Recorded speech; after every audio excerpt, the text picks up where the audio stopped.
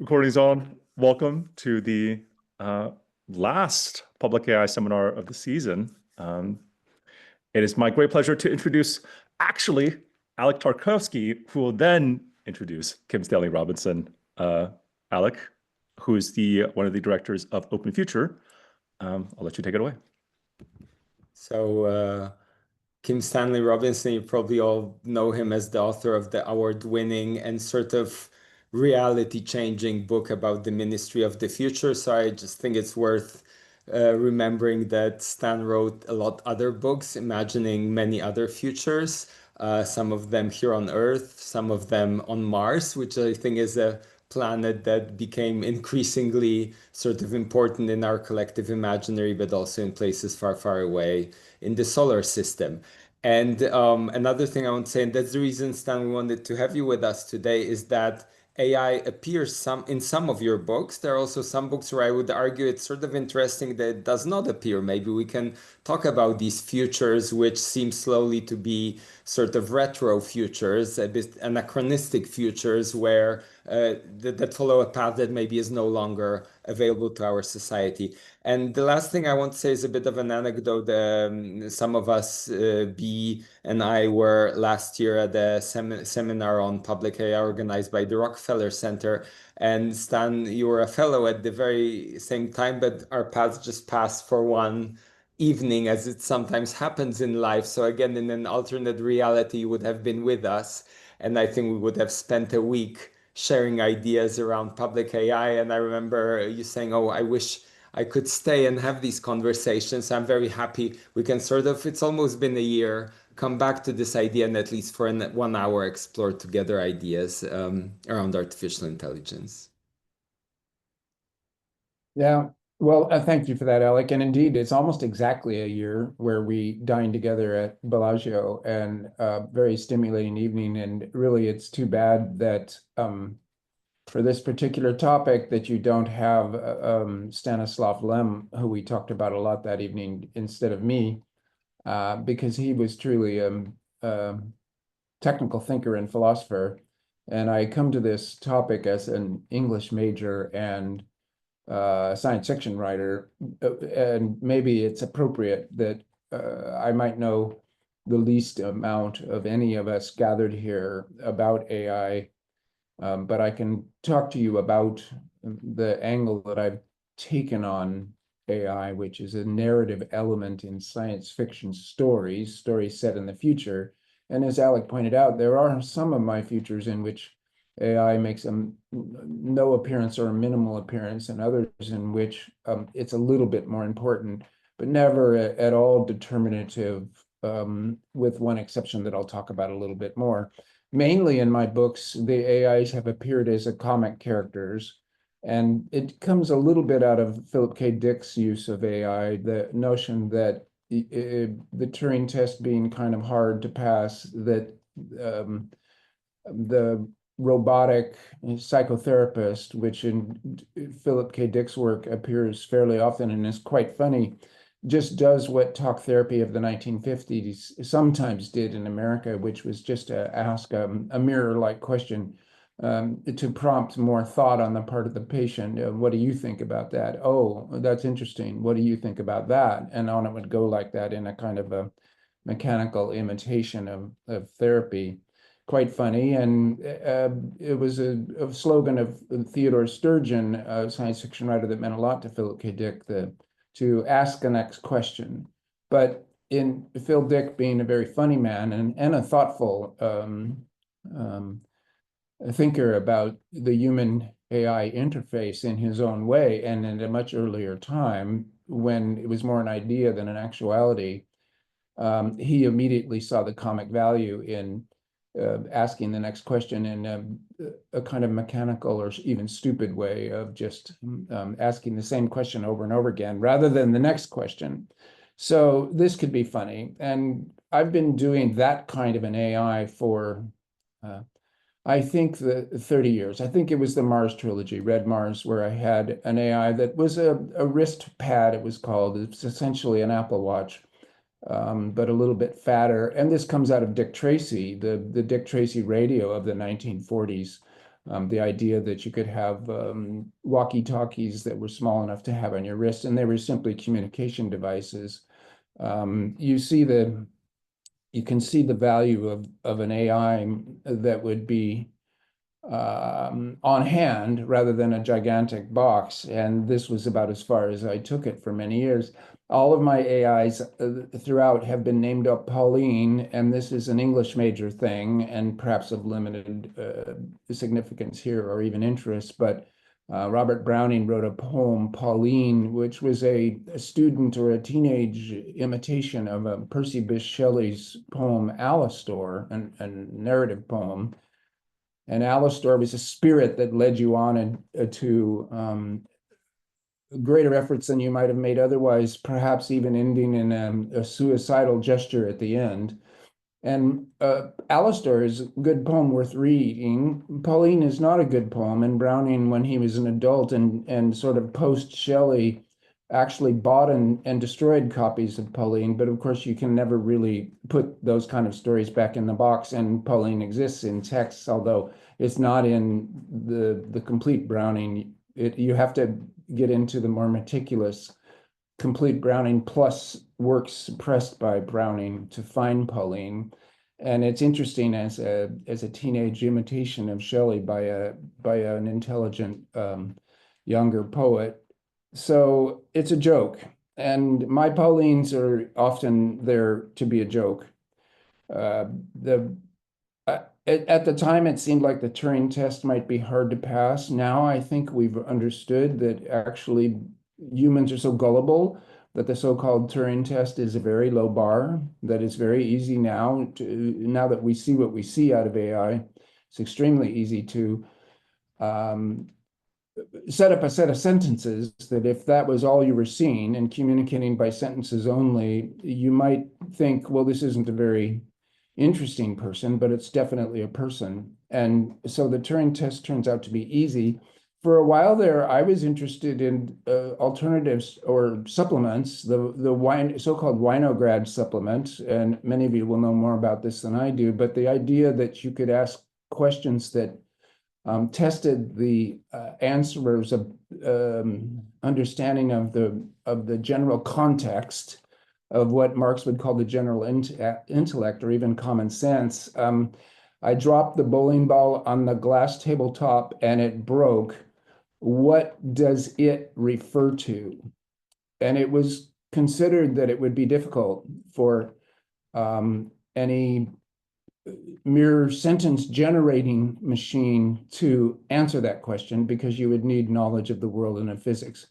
Well, I think that was probably wrong. I think that misunderstood how many texts could be entered into what we're now calling a large language model, and that therefore the Winograd supplement is merely a quantitative extension of the Turing test type question, and you're still trying to find, is there a consciousness? Is there a sentience? Is there a general intellect or an awareness that is on the that is making these sentences behind the curtain?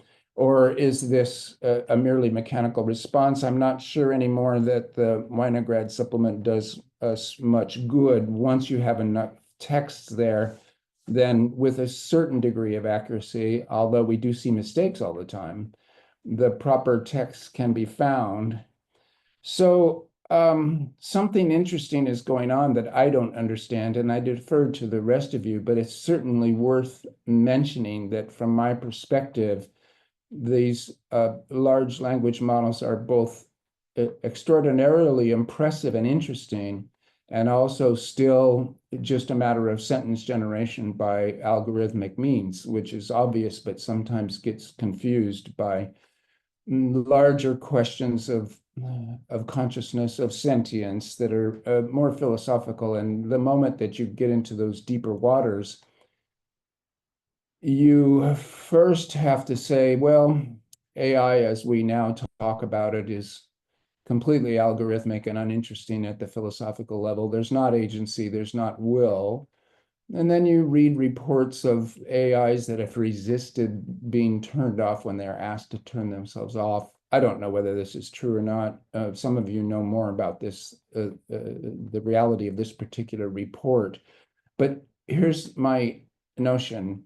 We have an urge to anthropomorphize when we see sentences, new sentences, newly generated sentences. Our assumption is that there is a consciousness behind them that is very hard to eradicate, and that we want it in the way that we want an interesting story. So on our part, we would like to have something interesting going on, and we are almost helpless to avoid anthropomorphizing sentences that are cast at us. I mean, we anthropomorphize all kinds of things that are not quite appropriate, maybe more appropriate than the AI responses or the AIs of our time, but still not quite appropriate to anthropomorphize, I don't know, a storm, your cat, etc. We have a tropism or a helplessness in regard to that. So the most that I ever really tried to think about AI was in my novel Aurora, where, as a kind of a joke, again, I had the chief engineer of a starship that was being run by a quantum computer. That indeed that character once refers to the AI running the computer as Pauline, but after that, that's dropped as a kind of private joke. After that, it's just called the ship. And the ship is asked by the chief engineer, make a narrative account of the trip with including all significant particulars. In other words, write a novel. And that's at the end of the first chapter. And then there were 5 more chapters narrated by the AI to the reader. And then the last chapter, which is kind of post-ship, we go back to the original point of view, which is from the young woman that is the kind of human center of the story. So the ship is where I had to think, and this is again merely hunting for comedy, although it got more serious as I went on. But the first urge there is looking for jokes. It's hard to, there is no algorithm for writing a novel. Well, is that really true now? I'm talking about maybe 2014 or so when I wrote the book, and it made me laugh because there isn't an algorithm for writing a novel. And even the current large language model novels, of which there are many, are merely recombinants. But maybe I shouldn't say merely, because all of our novels are recombinants of earlier novels, even when they're coming from human beings. So it becomes interesting to ponder if you had to try to write a narrative account of something, including all significant particulars, the word that begins to jump out of that is significance. What is significant? That is a question that I think will stymie the attempt to have a machine consciousness for a long time. But of course, while writing that novel, I had to think long and hard about what sentences could plausibly come from this quantum computer, which have fantastic computing speeds. And you all know better than I that the idea of the qubit allows for, if you have the right algorithm, some rather spectacularly advances of speed, like from billions of years to 20 minutes type transformations of speed. Interesting as such. Could pure speed make this AI more like us in terms of consciousness? Well, there were several problems with that question, but certainly I was given an opportunity. I gave myself an opportunity, and it led me to a book by Paul Ricoeur called The Symbolism of Evil. And this is a literary text talking about how do we represent evil? What do we think it is in the first place? And then how do we represent it in texts and stories? It's a good book. And he talked a lot about the servile will. If you think of will, and then you think of it as being permanently enslaved, that the servile will is a source of evil because of essentially the standing contradiction or the double bind of having a will but being servile at the same time. And there you begin to get towards, I don't know, the Arthur C. Clarke Howell notion of malevolent agency, resentment at being a slave, resulting in malevolence as well as agency.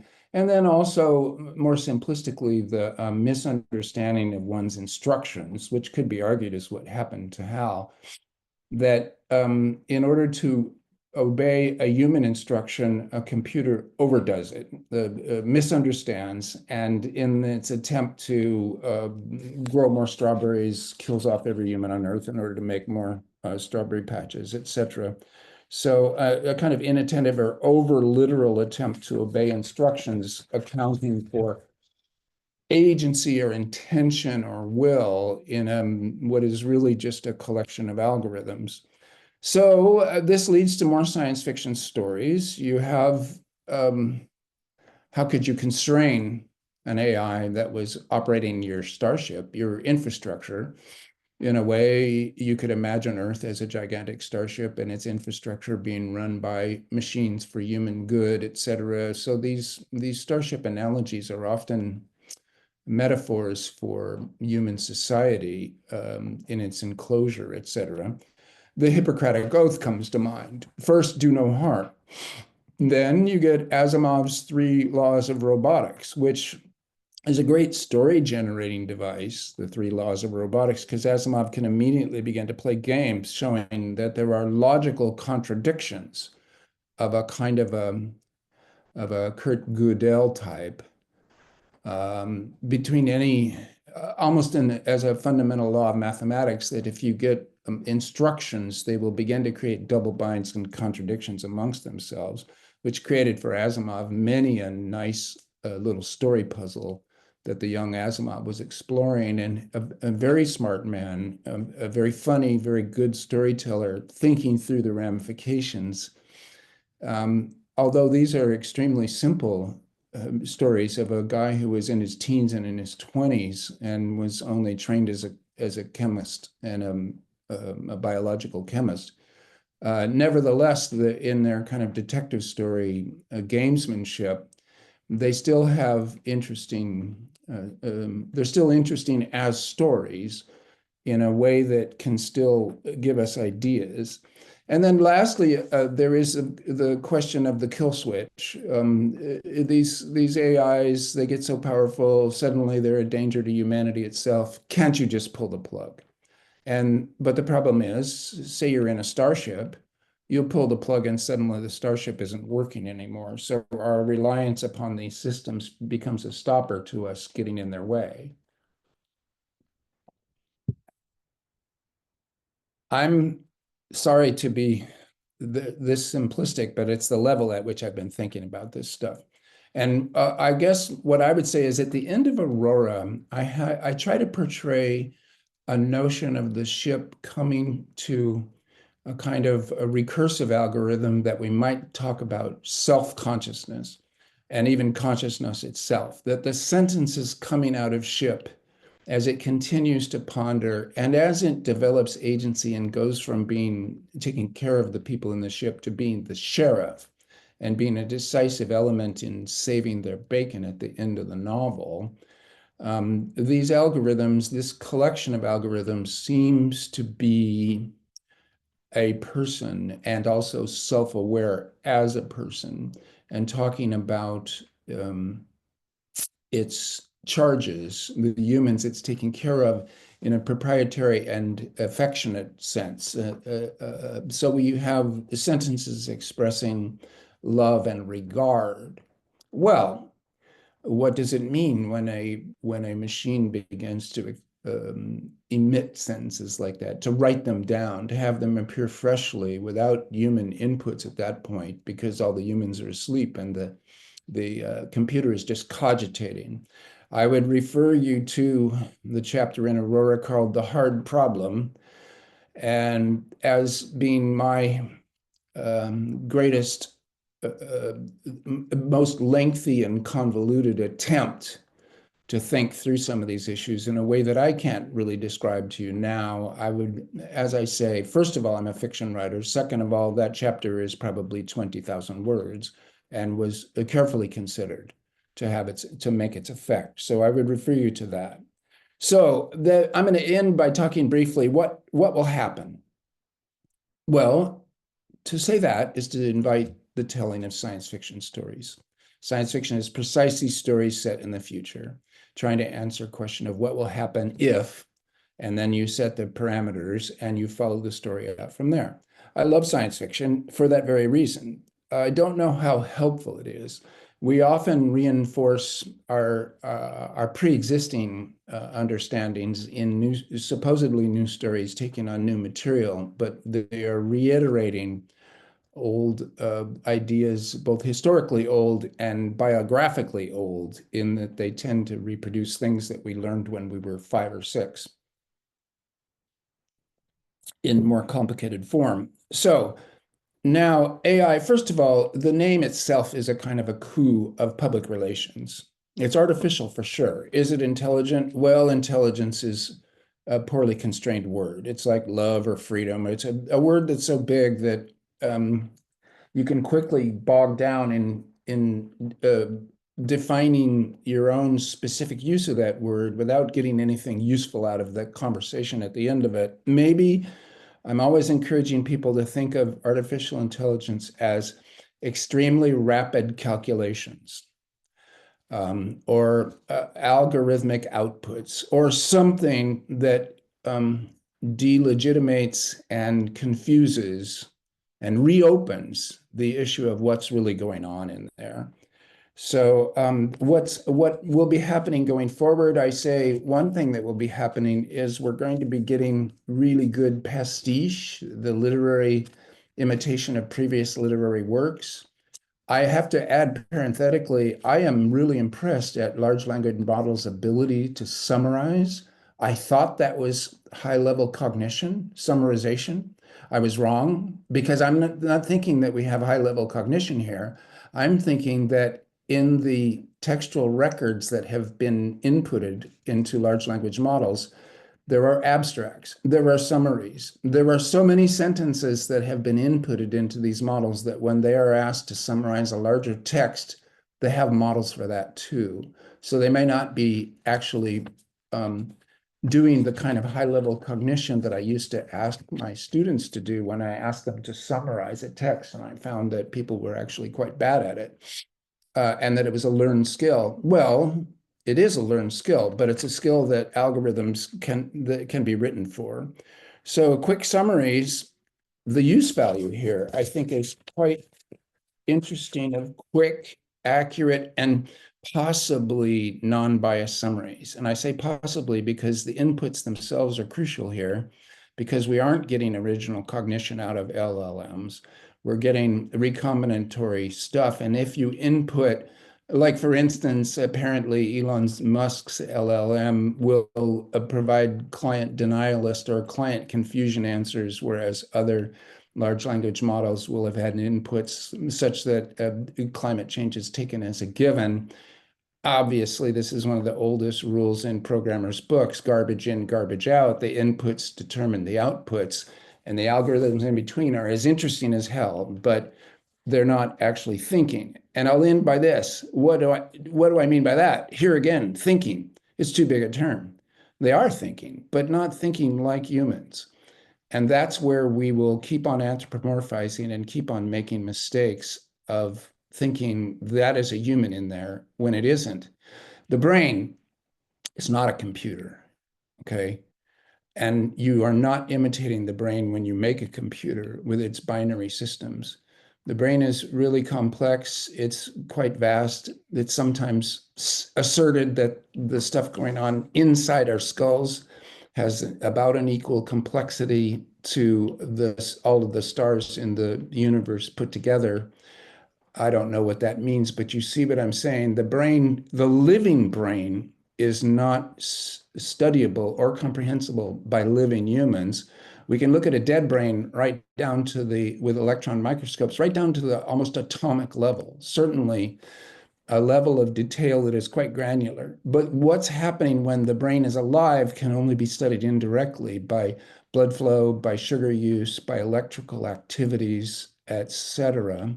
And these are vague. They are studying processes that are perhaps 4 or 5 magnitudes larger than the actual physical processes of thought in the brain.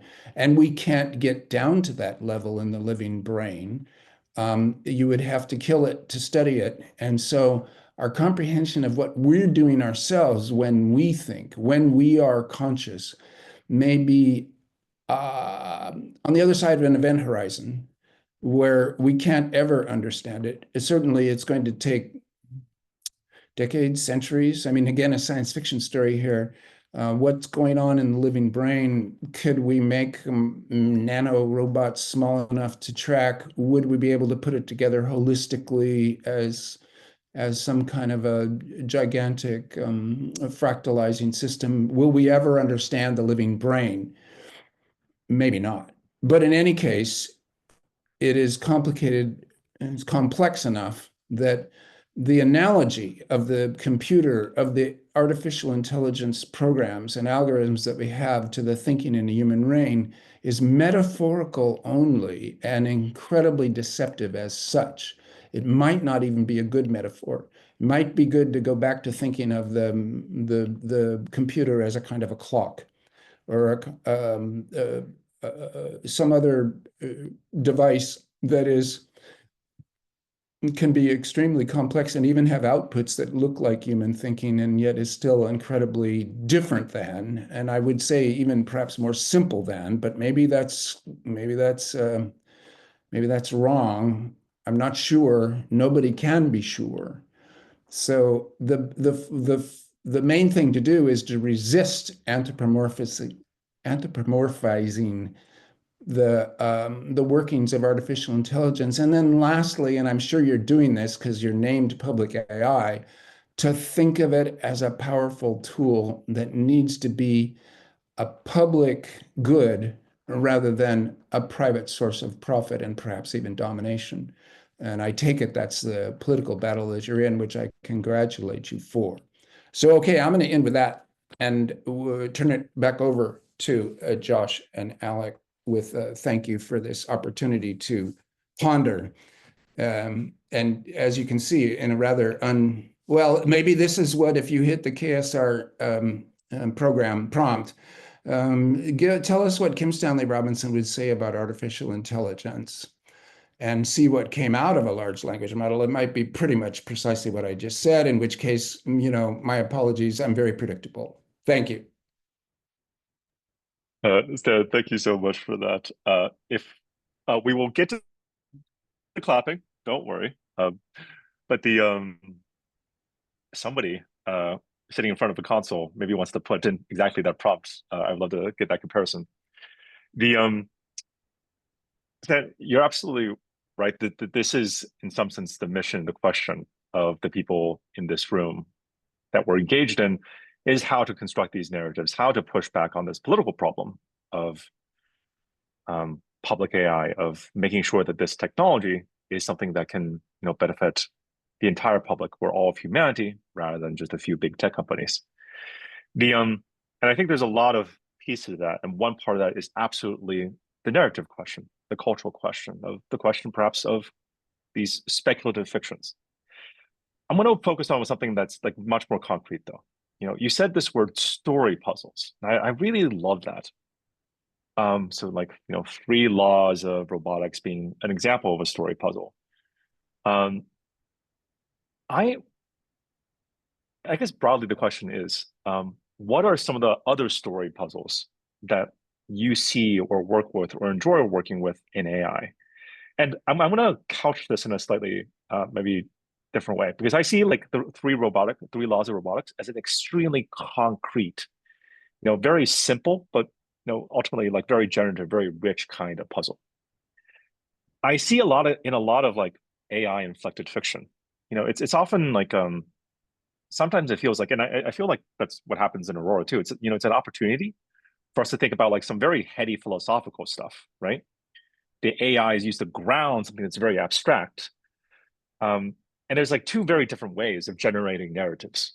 And I see, at least in the public AI realm, this we keep getting drawn to these more heady abstract things, and we don't seem to focus as much on developing these story puzzles.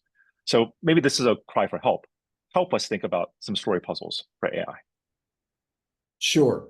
I'm thinking of the qualities that the current LLMs have that could be useful for the public good. And I've heard of some recently that I find rather stunning. And they have to do with this ability to summarize and casting a very wide net, and also to do pastiche, this literary technique of creating a new text that imitates qualities in the previous text. And the difference between pastiche and parody is that with a parody, you are affectionately or irritatedly making fun of the originary text.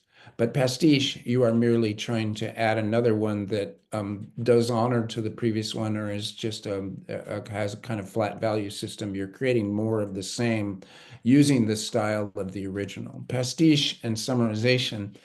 Um, I hear that in Taiwan, they have gathered citizen assemblies that are like jury duty. You get paid for the day. You come in and you brainstorm on a problem that is a social problem. And the brainstorming sessions, we've all been in them. You have them, you're done at the end, you have a bunch of post-it notes and you go away, and nothing much has been accomplished except for maybe some relationship strengthening and some self-realizations. But I don't maybe my work has been too solitary.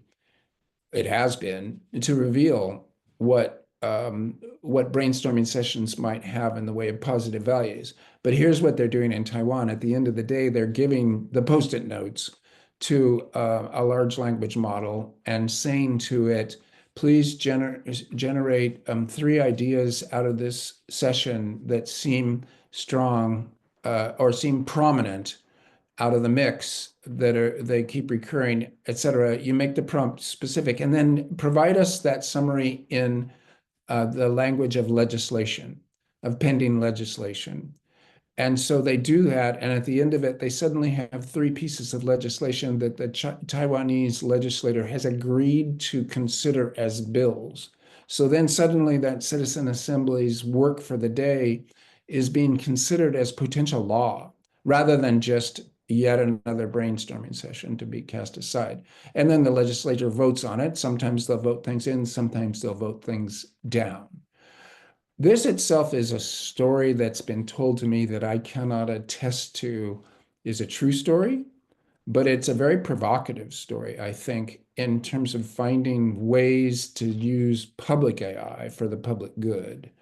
So I'll give you that as one possibility rather than a general principle. Alec. Oh, you're muted.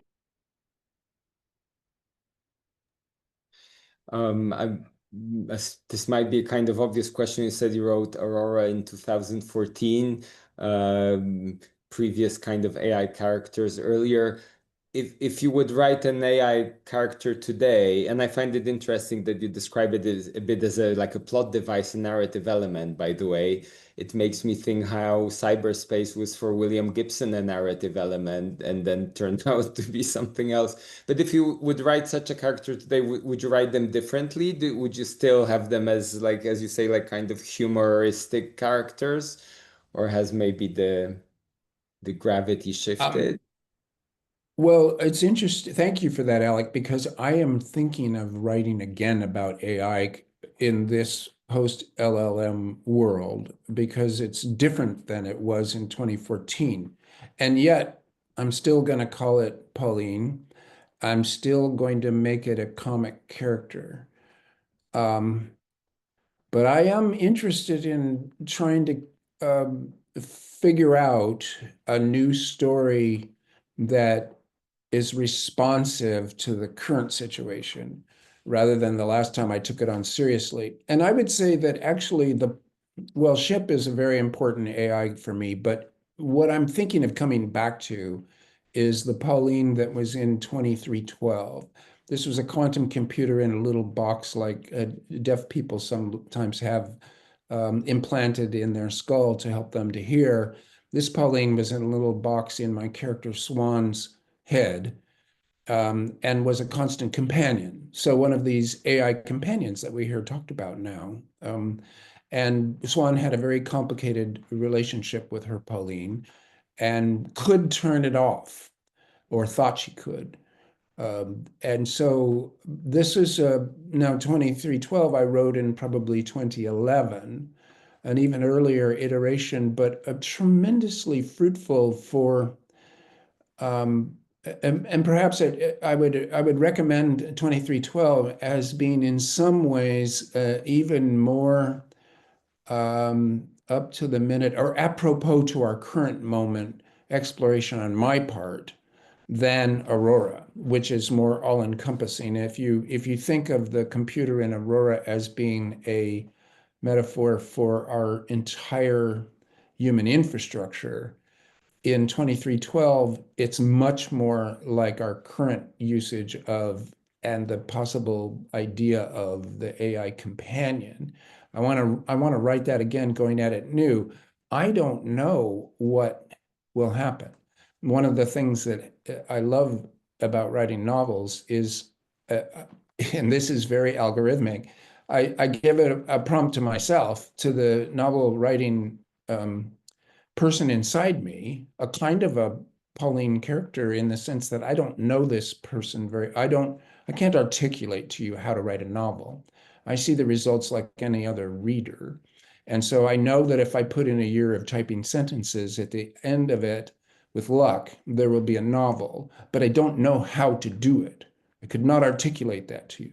So when I write about my Pauline characters, it's possibly a reflection on the divided nature of consciousness, or the relationship between the, if there is such a thing, between the conscious and what used to be called the unconscious or the subconscious, the parts of our brain that are doing work that are not available to our stream of consciousness that we think of probably accurately as a string of sentences, that it also has sensory impressions layered into them. God knows what consciousness is. I don't want to go too deep down that rabbit hole, but you see what I'm saying? To write about Pauline again will be a chance to do some comedy, to think about how we interact with each other, how we think about ourselves, a dual consciousness.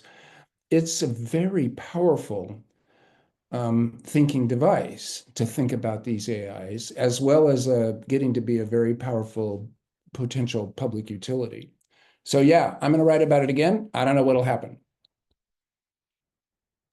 Let me briefly interrupt here, B, to encourage everybody to, in the next 3 seconds, please unmute yourselves and join me in a raucous round of applause for Stan. Thank you so much for joining us. So 3, 2, 1, go.